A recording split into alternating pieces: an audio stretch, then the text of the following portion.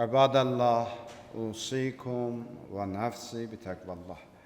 Əziz, möhtərəm möminlər, müqəddəs Ramazan ayında günlərin seyyidi cümə günündə, məkanların alisi Allah evində əvvəla özümü və sizləri ilahi təqvaya riayət eləməyə dəvət edirəm. Allah mütəal bizləri təqvalı yaşamaqda müvəffəq eləsin inşallah. Mah-ı mübarək Ramazan ayıdır və ilk cümə günüdür. Allah bütün ibadət və itaətləri qəbul eləsin inşallah. Quran-ı Kərimdə Allah mütəal bu ayın barəsində ayə-i şərifədə buyurur: Əuzu billahi minəşşeytanirracim. Ya eyyuhellezine amenu kutiba aleykumus-siyam kema kutiba alellezine min qablikum la'allakum tettakun. Ey iman əhli, sizlərə oruç tutmaq vacib edildi. Necə ki, sizdən öncəki ümmətlərə də vacib edilmişdi. Bunun vasitəsilə, oruç tutmağın vasitəsilə təqvalı olasınız. Yəni, oruç tutmağımızın həm də mənasını Allah biz üçün açıqlayır ki, oruç tutmağın vasitəsilə sizin təqvavuz gücləşəcək, təqvavuz artacaq. Və bu, bütün ümmətlər içində belə olub. Yəni, İslamdan öncə hər nə qədər ümmətlər, dinlər, peyğəmbərlər gəlibsə, onların da zamanında oruç tutmaq ibadəti vacib edilib. Mümkündür, şəklində, formasında, əhkamında fərqlilik olmuş olsun. Lakin ümumi məfhumda oruç tutmaq bütün ümmətlərə vacib edilmişdir. İlk növbədə biz Allaha təşəkkür etməliyik. Bir daha ömrümüzə bu ay nəsib elədi. Bir daha bizə sağlamlıq verdi, bizə rifah verdi, əmniyyət verdi, əmin-amanlıq verdi ki, biz bir də ömrümüzdə bu müqəddəs ayın ibadətini yerinə yetirə bilək. İmam Səccad əleyhissalamdan Ramazan ayının barəsində bir hədis var və insan doğrudan düşünməlidir hədisin barəsində. Həzrət buyurur: Ələhimnə mə'arifətə fazli və iclalə hürməti. Allah bizə ilk növbədə bu ayı dərk eləməyi, bu ayı tanımağı, bu ayı başa düşməyi nəsib elə. Ondan sonra bu ayın ehtiramını, hörmətini saxlamağı bizə nəsib elə. Yəni, ilk növbədə bu ayın hörməti ki, insanlara vacibdir, bu ayın hörmətindən öncə bu ayın mərifəti bizlərə vacibdir. Yəni, gərək biz tanıya bilək ki, ilahi ay nədir, ondan sonra onun ehtiramını saxlayaq. Bəzi insanlar ki, var, bu ayın ehtiramını qorumurlar, saxlamırlar. Mənası budur ki, onlar dərk eləmirlər ki, buna aydır. Görürsən, bəzi insanlar var, əvvəl elə necə yaşayıb, bu ayda da o cür yaşayır. Əvvəl nə qədər günah məclisinə gedib, bu gün də gedir. Əvvəl necə küçədə çörək yeyirdi, su içirdi, bu ayda da bu işləri görür və hətta bunun əksin deyəndə təəccüb edir. Məsələn, deyəndə ki, biz ümumi məclislərdə ixtiyarımız yoxdur ki, çay verək, yemək verək. Yaxşı. Budur ki, burada 5 nəfər oruç tutan varsa, niyə mən bunlara görə bu işi görməliyəm? Bu elə başa düşmür ki, oruç tutan öz qarnının davasındadır ki, məsələn, biz yanımızda kimsə yemək yesə, elə ürəyimiz yedəcək acından, yıxılıb öləcəyik. Məsələ bu ayın ehtiramıdır, sən bunu başa düşmürsən ki, bu ay başqa bir aydır, bu xüsusi bir aydır, bunun hörmətlə yanaşmalısan. Sənin vəzifəndir, borcundur ki, bu aya hörmətlə yanaşasan. Heç kimin ixtiyarı yoxdur bu aya hörmətsizlik etməyə. Bu ayın gəlişi bilinməlidir, bu ayın gedişi bilinməlidir. Necə ki, məsələn, 19-undan artıq vətənimizdə Ramazan ayı qeyd olunur. Düzdür, bəziləri görsə, məsələn, tələsirlər, 18-indən başlayanlar da oldu. Qəribəsi də budur ki, bu Əhl-i-Beyt məktəbində bir gün bu fiqhi cəhətdən o bu olanda az qalır bir belə ağır ittihamla bir vətən xaini damğası da vursunlar ki, niyə məsələn siz bu gündə bu cür oldu? Amma görsən, başqaları ancaq bunu o izədə çəkəndə, bu izədə çəkəndə cəmaət bunu elə şəri hökm kimi baxırlar, normal da baxırlar. Problemin də bir tərəfi budur ki, yəni şəri məsələdirsə elə hamısı üçün şəri məsələ olmalıydı da, niyə başqa cür baxılırdı bu günə qədər? Ayın 19-undan da artıq Ramazan ayı daxil olub və inşallah hilalına onun bayramını da bir yerdə qeyd edici ki, gözəl bir günlərə, Novruz bayramı günlərinə təsadüf edir. Əziz Peyğəmbərimiz bu ayın barəsində buyurur: "Huve şehrun evveluhu rahmə və avsatuhu məğfirə və axiruhu itqun minən-nar." Bu belə bir aydır ki, bu ayın əvvəli rəhmətdir. İlk 10 günlük ilahi rəhmətə qərq olmuşuq. Mən bilmirəm bu hansı fəzadır. Biz bunu zaten başa düşmürük. Bu Peyğəmbər Əkrəm ki, çoxlu danışır bu ayın barəsində, ayələr, məsumlar deyir. Elə mənası budur ki, yəni bilirlər ki, biz başa düşmürük hansı ayın içərisindəyik. Ona görə bundan çox danışırlar biz üçün. Onun mahiyyətindən çox danışırlar biz üçün. Əziz Peyğəmbər buyurur ki, ilk 10 günlüyündə ilahi rəhmətin içində söz.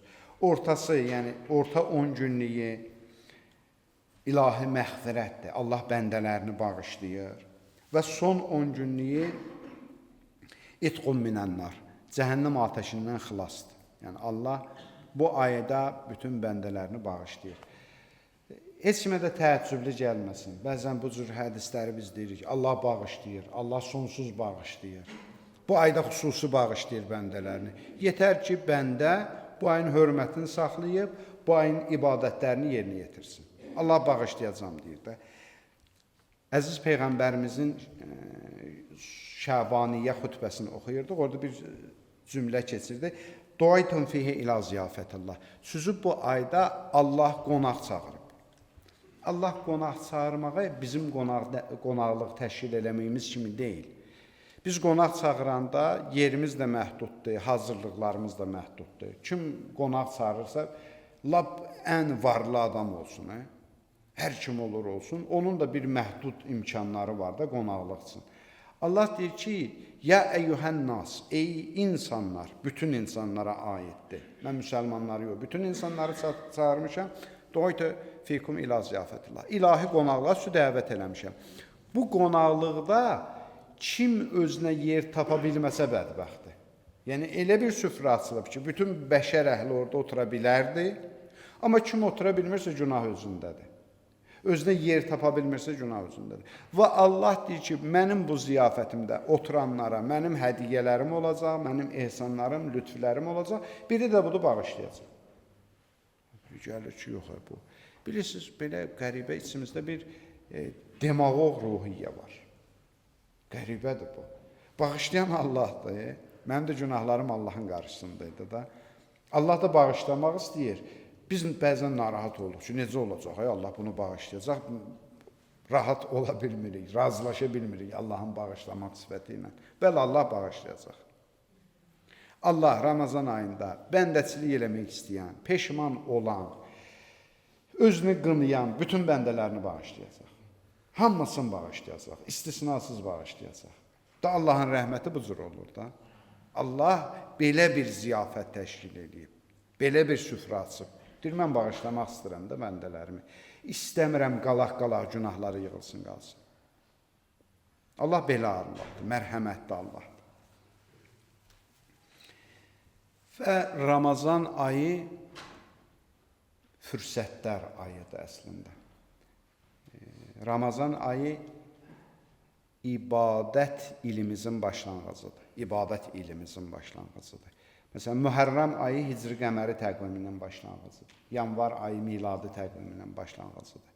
Məsələn, Novruz bayramı Hicri şəmsi tarixinin başlanğıcıdır. Bunlar il təqvimlərinin başlanğıcıdır. Amma Ramazan ayı mənəvi, ibadi ilimizin başlanğıcıdır. Məsələn, bir çox insanlar xums ilini Ramazan ayının başlanğıcına təyin edirlər. Çünki ibadət ili buradan başlayır. Seyyid ibn Tavus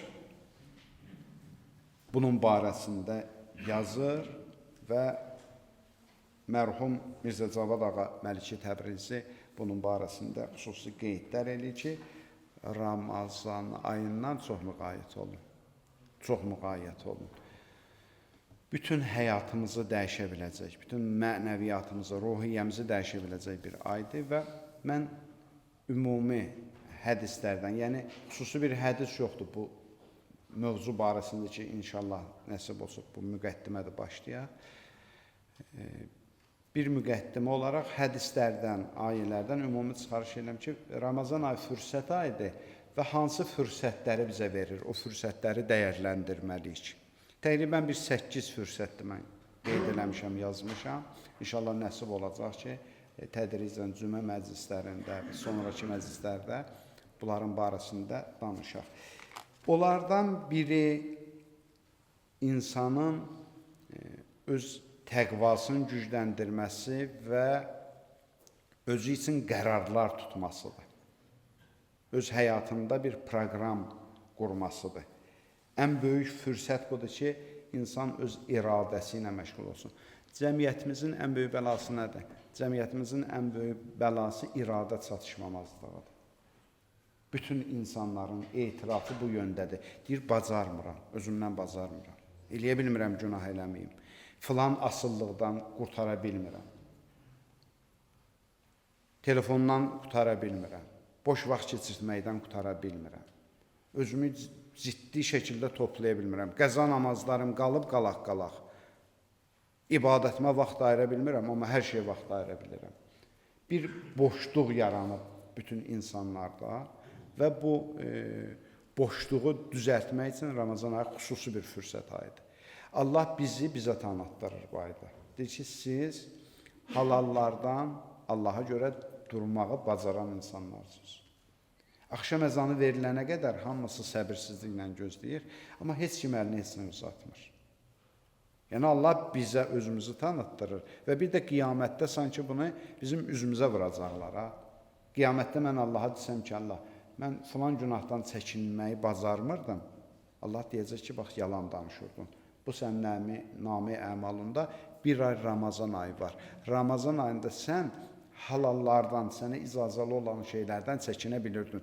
Demək ki, yalan danışma. Məsələn, siqaret asıllığı olan insanlar. Hamının etirafı budur da, bacarmıram özümdən. Amma 14 saat, 15 saat hər kəs dayana bilir. Allah bizə sübut edir ki, mən sənə belə bir iradə vermişəm. İndi sən öz nəfsünlə razılaşırsan, öz nəfsinin tələblərini ona vermək istəyirsənsə, bu bir başqa məsələdir.